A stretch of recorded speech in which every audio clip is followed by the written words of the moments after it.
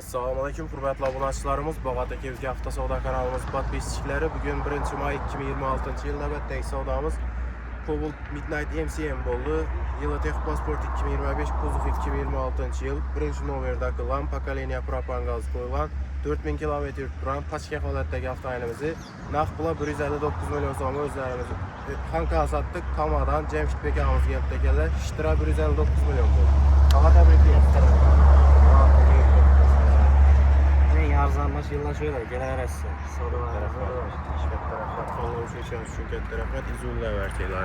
Kuzatamiz satgan avtomobilimiz Midnight MCM bo'ladi. 2025-2026 Rodnoy 4900 km yurgan birinchi nomerdagi lam pokoleniya propan gaz qo'yilgan pachka holatdagi avtomobilimizning narx puli 159 million so'mga Xanka satdik mashina do'stlar. Jamshidamiz bo'ldi. Shuning zo'r sosteniyali, zo'r narxda mashina olacak bo'lsangiz bemalol Bog'at aka hafta savdoga kelishlaringizni tavsiya qilib qolamiz, so'rab qolamiz. Hamma mashinalarimiz ustida narxlarini kelishtirib, chiroyli savdo qilib beramiz. Kelaverasizlar. Rahmat.